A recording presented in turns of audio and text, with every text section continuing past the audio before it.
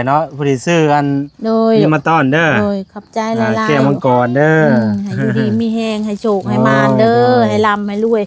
เมื่อคืนนี่หันวานนี่หันแม่พันทางบอลี่เพิ่นเข้ามาแหละเพิ่นเข้ามาเบิ่งดินพร้อมเฮือนน่ะบ่โดยราคาเท่าไรเพิ่นจะขายบ้านนี้หันโตนี่หันถาชีเรียบร้อยแล้วติดกะโลที่เพดานแล้วห้องน้ำมีเบิดไผมีเบิด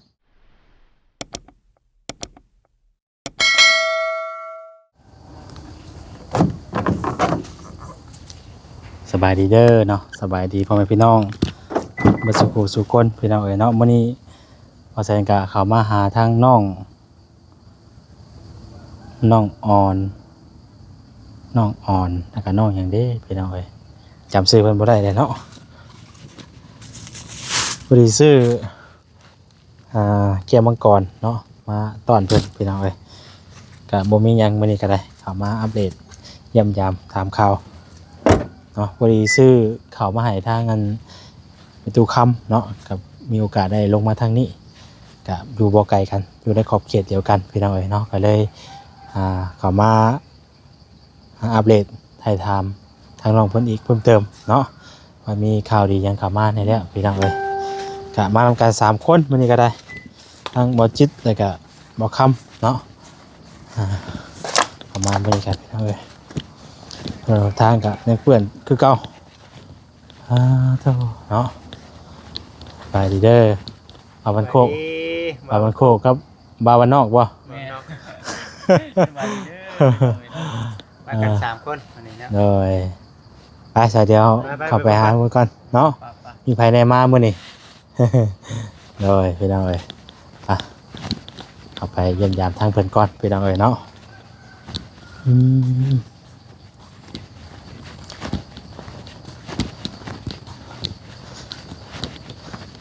ไหนเด้เนาะนี่เอ้ยผู้เปิดดูผู้เนาะไปเอาไปถามไทยเป็นก้อนพี่น้องเอ้ยเดี๋ยวโอ้เฮ็ดยังออกกันนี่คือมีเฮ็ดออกน้ำมันนี่เฮ็ดเบื่อบ่นี่แม่โอ้สบายดีเด้อสบายดีอันแม่ของอันดาน้องยังเกาะน้องอ่อนน้องซ้อนเนาะจำชื่อเพิ่นบ่ได้กี่นี่อายุจักปีเจ้า40ปลาย48แล้ว48ปีบ่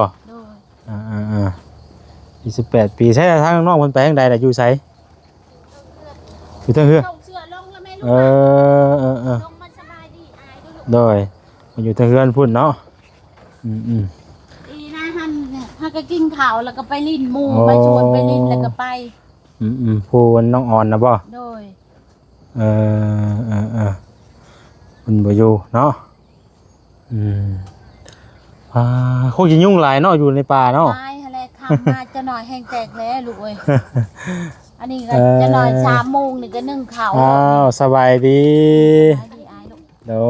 ดยมันยังไงน่ะคือยังเปียกอยู่เลยน่ะอาบน้ำเช้าสระผมบ่สระผมได้แม่หูมันยังใส่ที่หูอยู่น่ะล่างบ่รอดมาจักกันนี่ยังล่างบ่รอดมาจักก่อเอาอันเนี้ยเช็ดออกก็ได้เสื้อหันเสื้อเช็ดออกก็ได้อย่าหนวดสระผมบ่สระผมต้นไหนถามต้นไหนเลยเจ้าของบ่อยู่ไปดินไปดินบ่นี่ใช่นี่หมู่ชวนไปหมู่ชวนไป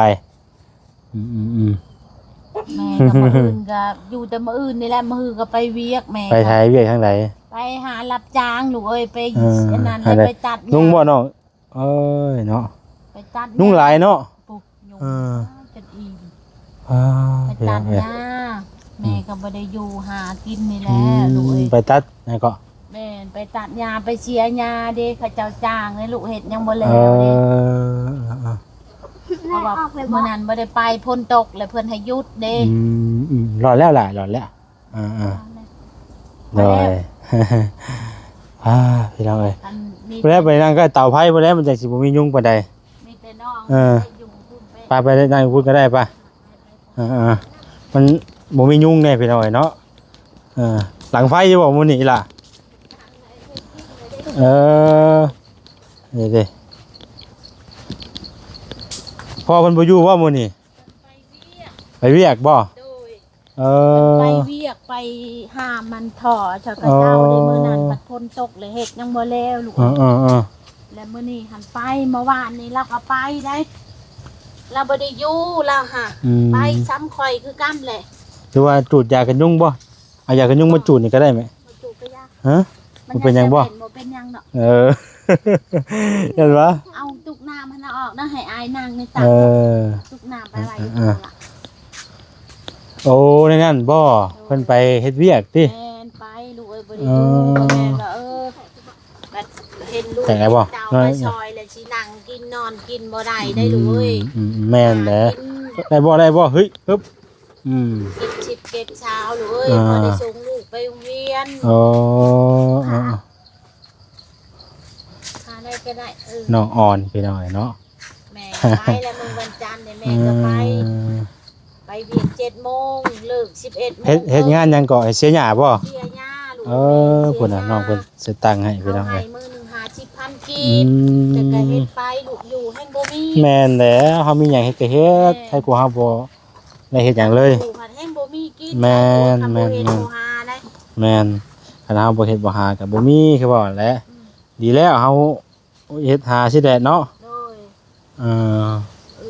มื้อนี้วันเสาร์เด้มื้ออื่นวันอาทิตย์วันจันทร์นี่แม่ก็ไปเวียกมีแต่น้องนี่แหละบัดนี้คันแม่ไปเวียกนี่จะน้อยน้องเข้าโรงเรียนนี่ก็แม่นี่ก็สิได้อยู่บัดนี้ผู้นึงไปผู้นึงอยู่บัดนี้ใส่ไม้ให้แน่ขออนุญาตเด้อโดยก็จิว่าผู้นึงไปผู้นึงอยู่เนาะผู้ที่ซื้อกันโดยมาต้อนเด้อโดยขอบใจหลายๆแก้วมังกรเด้อให้อยู่ดีมีแฮงให้โชคให้มานเด้อให้ร่ำให้รวยเมื่อคืนนี่หันวานนี่หันแม่พันบัดคืนนี่มันออกเลขช่างมันแบบมันถือกับความพันแม่พันว่าคนตายคนตายหันเข้าไปชงสการในลายไอ้ลีปันนี่ประคองพรเพื่อนหันไปชงสการค่ะบันเพื่อนจูดหันจนท่วมหัวยืยบ่เทิงบ้านเนี่ยเป็นอันน่ะเป็นแบบสี่เป็นงาคืองาช้างนี่แหละบ้านนั้นมันก็ออกกะลี่เลขช้างค่ะจะว่าแม่ก็คิดยุ่เมื่อคืนนี่กับแต่ก็บอกลูกบอกเบาลีเมื่อคืนนี่แต่ก็ไม่ได้บอกเบาลีกับมาว่าเมื่อคืนนี่มาแต่ก็ไม่ได้บอกตรงลูกเอ้ยเพราะว่าเพื่อนปิดบังเด้เพราะว่ามีแต่บอกว่าให้ชื่อเบิงเด้อเลขลิงเด้อแม่ก็เว้านี่เมื่อคืนนี่ถ้าบอกตรงแล้วมือนาเพื่อนสิบอกอันนั้นเองและให้บอกว่าชื่อเลขลิงและเพื่อนว่าชื่อกะชิคันออกมากับเพื่อนชื่อบ่ถือกะชิชะได้อีกได้ค่ะ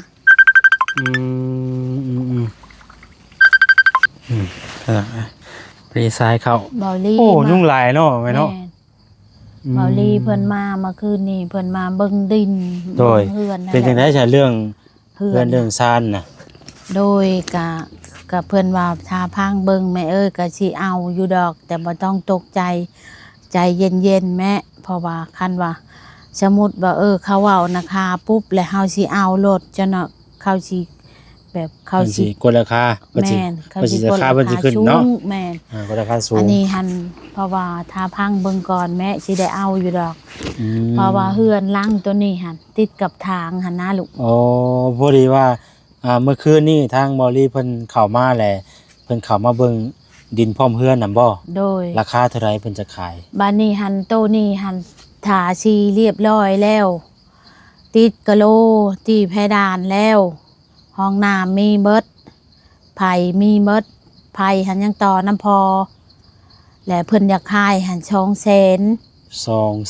แม่น200,000มีดินมีเฮือนแม่นมีอย่างข้างในบ่เลยครบบ่เลยแม่นครบเบิด200,000แม่นเฮือนเป็นเฮือนไผก็เจ้าของมันบ่เจ้าของเฮือนบ่เขาสิมาเจ้าขายให้แม่น200,000และลดราคาให้ได้แต่200,000ก็ไปอันน่ะมีไผมีพื้นแต่ทอดจะแบบ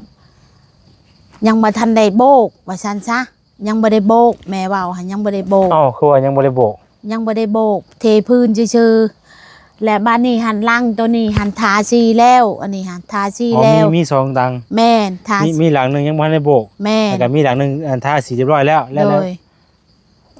แล้ และ ว หลังหนึงหันทาสีแล้ว เออ ติดเพดานแล้ว อืม บ้านนี้หันติดกิโลก็ไปปูกะโลแล้วห้องน้ำมีครบ500,000 โอ้ เพิ่นอยาก ตัว ขาย นี้ตัวนี้ทาสีทั้งหยังข้างแน่ แม่น มีลิ้น แต่ มี ว่า หยัง ไป ข้างแน่ แม่นมีแต่ว่าไปอยู่แต่ทอแต่ว่าหน้าบ้านหันมันบ่กว้างลูกเอ้ยมันน้อยเดียว โอ้ สมมุติว่าออกมาแต่เฮือนแล้วแม่นแปะใช้ทางแบบนี้โลดนะ โอ้ และบ้านนี้หันโต250,000นี่หันมันมีหน้าบ้านอันนี้แต่เฮือนมันเป็นเฮือนเก่า เออ บ่ได้ปูกะโลอันนี้หันบ่ได้ยังบ่ทันได้โบก อ๋อตัว200,000นี่บ่ได้ยังบ่ทันได้ปลูกกะโลยังบ่ทันได้โบกนี่ แม่ เนาะ นแต่ พร้อมทั้งดินตัวนี้ แม่นมีไผอันนี้ค่ะไผมีห้องน้ำมีเท่าแต่เทพื้นซื่อๆแต่มันเป็นเฮือนเก่าลูกเอ้ยแต่บ่ลีว่าก็คันนั้นก็พอเอาอยู่ได้แม่เอ้ยมันหน้าบ้านมันกว้างเพิ่น แต่ว่าตัวนี้จะได้ที่พื้นที่กว้าง แม่น โอ้ หนึ่งมากก็แม่ก็คันว่าลูกว่าเป็นไปได้ก็สิเอาให้ตัวนี้เพิ่นว่าเพิ่นคอมเมนต์มานี่สิเอาตัวนี้ อืม เพราะว่าตัวนี้ค่ะมันอยู่ในแน่มันสิลีกอันนี้มันแปะกับทางเวลาตกแรงหั่นนะลูกเพราะว่าเขาเจ้ามาจกดินจกหยังเลยเขาขี่รถเขาเที่ยวเด็กขี่พุ่นน่ะพอดีมันแบบมันอ้วยมาแต่ทางพอดีมันทางเข้ามาเฮือนนี่เบิด แบบสิค่ะ มันอยู่จ่อกันเด้อ แม่นมันอยู่แปะกับหิมทางโลด เออ แล้วจะว่าแม่บ่เอาแม่บ่อยากได้งามอยู่แต่แม่บ่เอาลูกเอ้ยแม่เอาแต่ตัวนี้ว่าคัน มั ลู น ก ก็แพงอีกเนาะ แม่นึงมามันก็แพง ราคามันก็แพงมัน แม่ ก็บ่ 500,000พุ่น อืม ก็เลยบ่ให้ลูกเอาว่ะ โอ้ แล้วบ้านนี้หันเพิ่นว่าคันสิเอาก็เอาตัวนี้แม่เอ้ยเพิ่นว่าอันนี้หันเพราะว่าเฮา ก็งบเลยซะมีงบมีหยังนะบ่งบ ยัง ซื้อนะ ซื้อหั่นแต่ก็ยังบ่ทันได้งบ อันนี้มีงบแต่ว่าปรึกษากันไว้ว่า แม่น สมมุติ มีแต่ว่า คือเฮามี ไปเบิ่ง งบมีหยังเข้ามาก็ตัวนี้จะคือจะพอฟังกว่าเนาะ โดย คุมราคามันก็จะ แล้วก็ โอเคก เพิ่ ว่าน กัน ว่าก็เพื่อเอาอยู่แม่เอ้ยเพิ่นว่ามีเฮือนมีดินพร้อมมีพื้นมีไผ่มีน้ำครบเพิ่นว่าพอเอาอยู่แล้วแต่ลูกว่าแม่ก็บ่ได้ว่าในใดลูกเอ้ยว่า ลูกชื่อให้ในใดก็เอาบ่แม่นว่าแม่ขาดรางวัลโดย เอาเนาะ ตามจะทาทำลูกตามล้านแล้วแต่คือเห็นเป็นดูบ่แม่นว่าแม่สิคัดว่าอยากได้แบบนั้นอยากได้แบบนี้บ่แม่ ตาม ว่า เนาะ แม่ ตามแต่ว่าเพิ่นสิจะแจงให้เนาะ แม่น เออ บ่ได้เตะว่าแล้วเพิ่นว่าคันชื่อกะมีแต่ตีเพดานติดกะโหลหั่นแหละแม่เอ้ยเพิ่นมาโบกหั่นแหละโดยว่าแล้วแต่ลูกว่าก็บ่ได้ว่าในใด แต่ว่าไปเบิ่งแล้วบ่ไปเบิ่งจริงๆแล้วบ่ ไปเบิ่งคันว่าลูกว่าแม่เอ้ยยังบ่มีเงินแลมีแต่ว่าซื้อดินนี่หั่นแหละเฮือนน่ะยังพออยู่มีแต่ว่าโบกกับตีเพดานแล้วก็กะโหลนี่บ่ปูก็ยาก็แล้วแต่แม่ก็บ่ได้ว่าในใดลูกเอ้ย อันเฮาเข้าไปในนี่นะมันเป็นหมู่บ้านบ่หรือว่า แม่นหมู่บ้านนี่ค่ะบ่แม่ เป็น นอีกบ้านหนึงบ่บ่แม่นทางเข้าวัดบ่นี่นะ แม่น มีบ้าน เข้ อีก แม่นโค้งมาแต่พี่นี่ขี่มาแต่พี่ก็โค้งพุดโค้งนั่นก็โง่มานี่ก็ออกมาเช่นตัวนั้นค่ะ พ่อแซนบ่ได้ฮู้เลยว่ามีบ้านอยู่ในนี่นะ มีอยู่บ่แม่นว่าแม่อยากได้ว่าเฮือนโลล่าอลีหั่นนะบ่ลูลาอลีหั่นแม่บ่เอา อยากได้แบบบ่มีมงอยู่มงเช้าแล้วก็คือจบนะลูกเป็นของตัวเองแล้วก็แบบซี่นะอยู่แบบใดก็อยู่นะอยากได้แต่ว่าเป็นของตัวเองหั่นนะบ่อยากฮุบหอบ ให้กูเฮาฮุบหอบ แม่น อันฮุบหอบมานี่จักหม่องแล้วนี่นะ มันลายมองเลยลูกบ่ว่าแต่ว่ามันเป็นเช้าแหละแต่ก็บ่ได้หนีไปใช้วนเวียน แต่ว่าก็อยู่ออกจากหมู่นี้ก็มาอยู่หมู่นี้ใกล้ๆกันสิบ่ แม่นบางหันก็อยู่พุ่น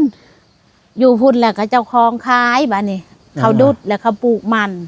เจ้า แล้ว ขอ ก็ ง ย้ายบัดนี้ย้ายแล้วมาอยู่นี่บัดนี้ คือเฮามาอยู่นี่เจ้าของที่เพิ่นฮู้อยู่บ่นี่ เจ้าของเพิ่นหันฮู้อยู่ อ๋อ ยังแต่ลูกแต่หลานลูกเอ้ยเจ้า เจ้าของก็คือลาเว้าหั่นแหละเพราะว่ามันว่าดินทุกข่อยก็ว่าแม่นปกติหั่นเพราะว่าบ่แม่นดินทุกข่อยเพราะว่ามันเลิกกันแล้วเพราะว่าดินอันนี้หั่นพ่อเราหั่นไปจำธนาคารนะลูกว่าซั่นซะเขาบ่มีเงินเด้แบบคือเฮาเจ้าคอยนี่แหละไปจำธนาคารและเอาไปปัวพ่อบัดนี้ค่ะและบัดนี้ชงหมวดค่ะบ่เบิดบัดนี้ทั้งขี้ดอกทั้งทุนเด้ที่ว่าดินตัวนี้ก็ยังเป็นดินที่ว่าดินเพิ่นประจำไว้แล้วเนาะโดยและบัดนี้เพิ่นไปจำธนาคารและบัดนี้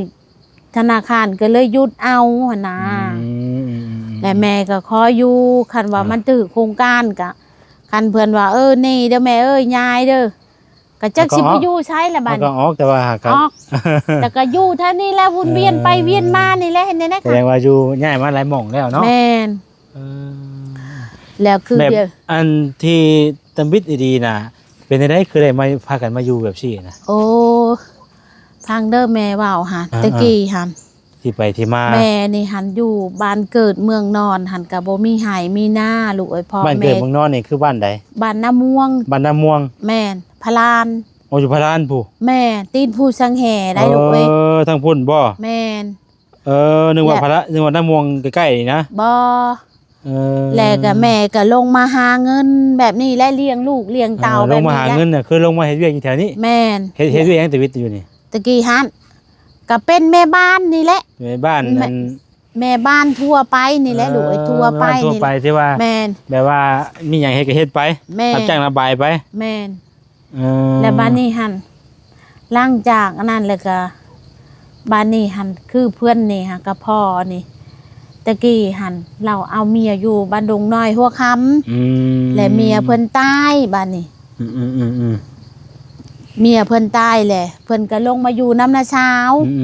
ปานนี้นาเช้าผัวของนาเช้าหันเชียผัวของนาเช้าเชียแหละเพิ่นกับนาเช้าเพิ่นก็ฮุบเมื่ออยู่บ้านและเพิ่นก็บ่เมื่อบ้านนี้ก็เลยปุกตูบปุบพามก็อยู่กับแม่นี่ปัจจุบันเท่ากูมือนี่แล้วก็ได้ลูก3 คนแล้วก็ตายเลยผู้หนึ่งยังช่องบ้านนี้แล้วก็เอากับแม่นี่ก็บ่ได้ตกได้แต่งบ่ได้ห้องได้คอบ่มีเฒ่ามีแก่ได้ลูกเอ้ยหักกันแล้วมาอยู่ร่วมกันมาอยู่นำกันแบบคือเดี๋ยวนี้แหละหากินเจ้าก็หาข่อยก็หาพากันชูกันชนเพื่อลูก2 คนนี้ต่อลูกมีกับเพิ่นนี้แม่นกับเพิ่นนี่2 คนนี่กับเพิ่นเนาะแต่จะว่าอยู่ปัจจุบันเท่าคู่มือนี่ลูกเอ้ยแม่ก็ชุดแต่ว่าหาจนบ่ได้อยู่บ่ได้เช้าเด้ก็พอได้อยู่ได้กินเนาะแต่ก็สิมีดีก็บ่มีแต่มันก็ขาดอยู่แล้วลูกก็บ่แม่นว่าบ่ถึงคันว่าบ่ขาดบัดขาดก็ขาดน้ำหาทวงบ่ทวงบ่ทันกับทวงบ่ทันเนาะแม่นแบบคือนี่นะวังอาทิตย์สิมานี่ฝนตกนี่เด้วังหันน่ะฝนตกน้ำหามื้อหาคืนเงินก็บ่มีบาดนี่ข้าวกินก็บ่มีว่าบ่ได้ไปเวียกเด้เนาะแม่ไผสิจ้างเจ้ามันเปียกได้ฝนตกเฮ็ดหยังก็บ่ได้เนาะเฮ็ดหยังก็บ่ได้คันว่าสิไปเป็นกรรมกรเฮ็ดเวียกก่อสร้างช่างผู้รับเหมาก็บ่ได้มาเฮ็ดบัดนี้ว่าสิไปเป็นแม่บ้านก็บ่มีไผเอาบัดนี้บ่มีไผไปเฮ็ดเด้มันเวียกมันบ่มีได้ลูกเด้อันเรามากับอูแล้วน้ำน้อย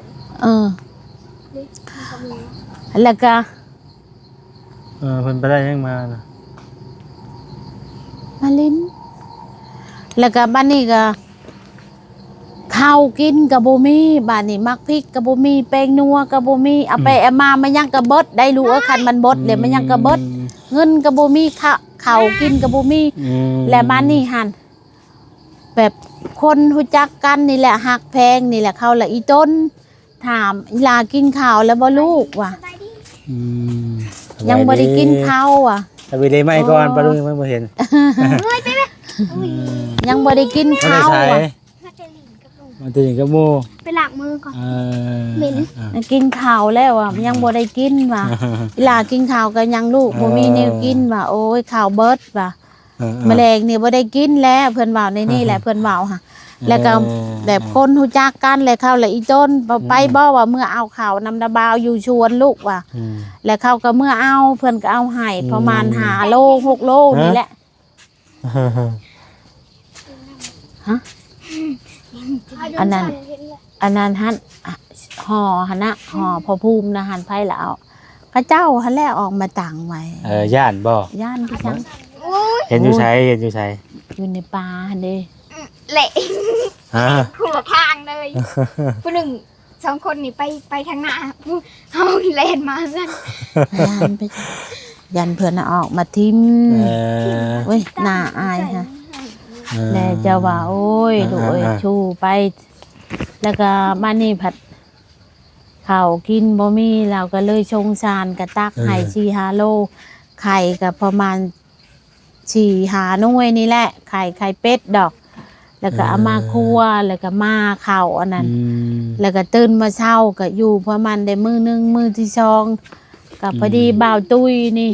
เถื่อนทางๆนี่ลูก ด้วย เพิ่นก็เอาให้ข้าวหั่นสามันประมาณเช้าโลนี่แหละแล้วก็กินไปบ้านนี้หลังจากนั้นพ้นตกบ้านนี้ไปเวียกก็บ่ได้บ้านนี้แล้วก็มาล่มก็พอเฮ็ดในเฮ้ยว่าข้าวกินก็บ่มีว่าเงินก็บ่มีพอกีบแม่ก็บ่จักนี่สิเว้าลูกเอ้ยตอบก็บ่เป็นเลย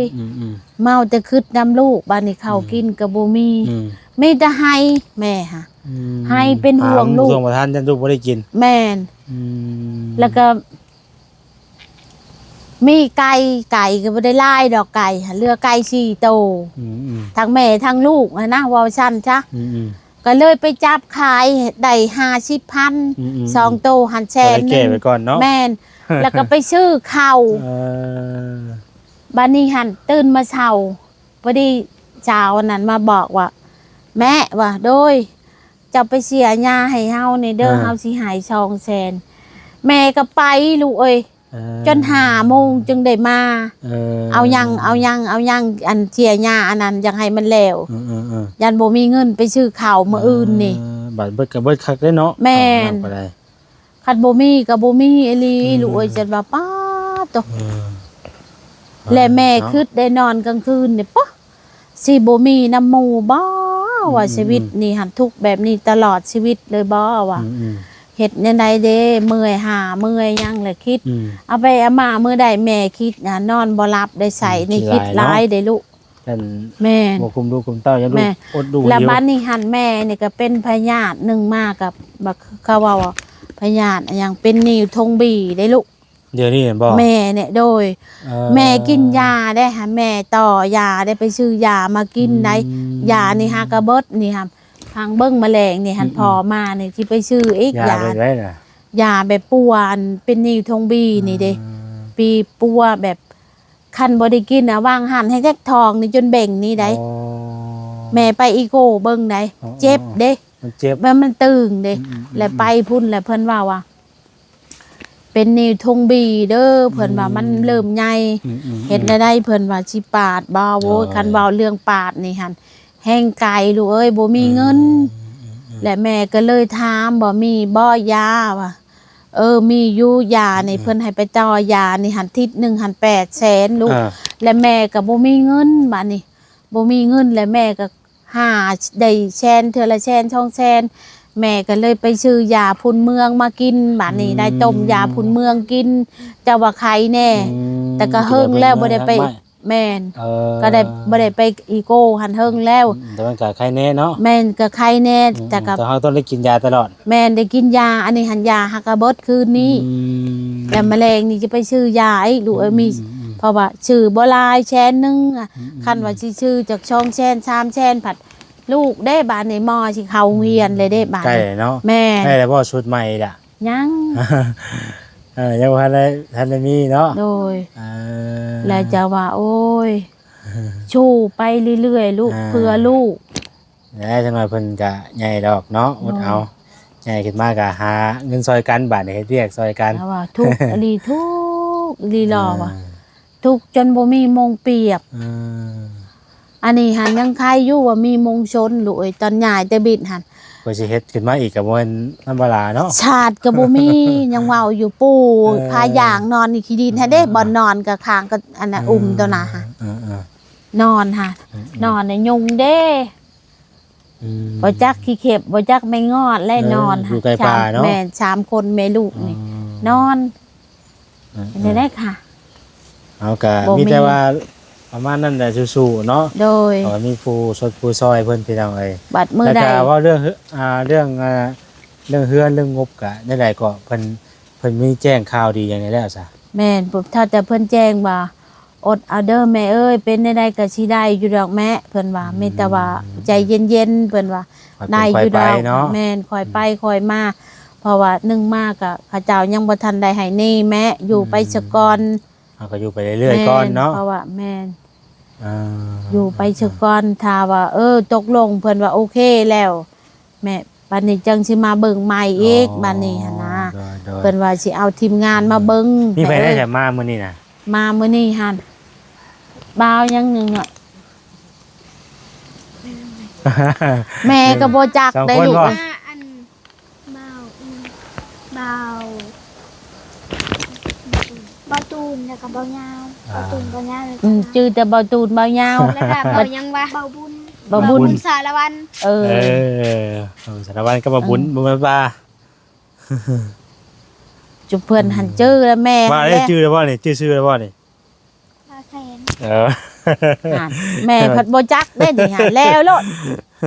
แม่หันก็ว่าถามแม่นี่ปึกเลย บ่ฮู้เลยเนาะ แม่นยอมรับว่าแม่หันบ่มี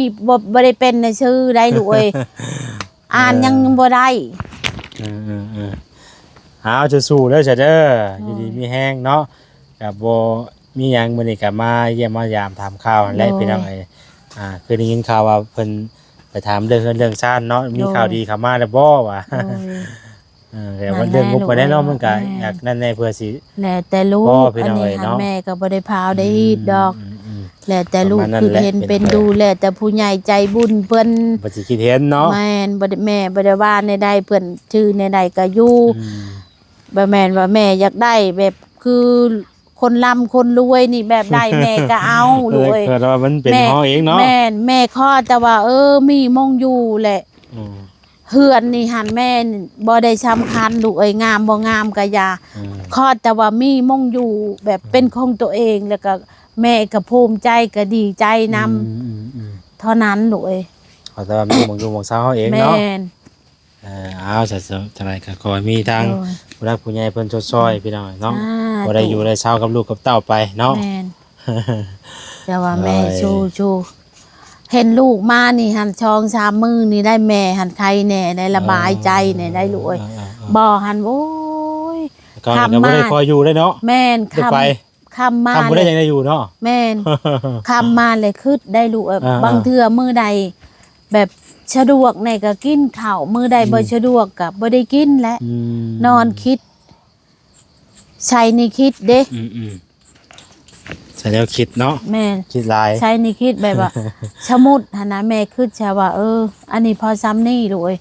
ถ้าว่าลูกใหญ่มาเด้บัดนี้บ่มีเฮือนชานลานแปลงดินดอนตอนยาก็บ่มีถ้าว่าลูกนี่ใหญ่มาสมมุติบอกบ่เห็นพ่อกับแม่นี่ลูกนี่จักสิไปอยู่ไสแม่คิดแบบนี้ได้ลูก โดย แม่นอยู่ว่าเขายังมือเขาสิใหญ่กับเขาเป็นผู้หญิงเขาสิไปหาหยังได้ อืม แม่เบ็ดคิดแนวนี้ถ้าว่าเขามีครอบมีครัวมีลูกมีผัวแหละก็ยาดอกลูกเอ้ยแม่บ่เป็นห่วงปานใดอันนี้คือนี่ได้นี่มึนตามเมาๆเห็นได้ค่ะ เขาบ่ได้ฮู้ได้ว่ามีบ่มี โอ้ยก็แต่กระบาบเนาะ เขาบ่ได้ฮู้ได้มีบ่มีได้อันนี้แฮงแจ็คนี่วางหันบ่ข้าวบ่มีเงินก็บ่มี อ่า ตื่นมาแกะขี้ตา แม่ไม่ยัง จะมีเงินบ่โอ้ยแม่บ่มีลูกเอ้ย10,000กีบก็บ่มีมึงอย่าเฮ็ดหยัง เอาอยากกิน สู้ๆ ข้าว ไปแล้วเนาะ เอาอยากกินขนม อืม โอ้ยว่าแม่บ่มีลูกเอ้ยเฮ็ดได้ไดแล้วก็ให้แหละ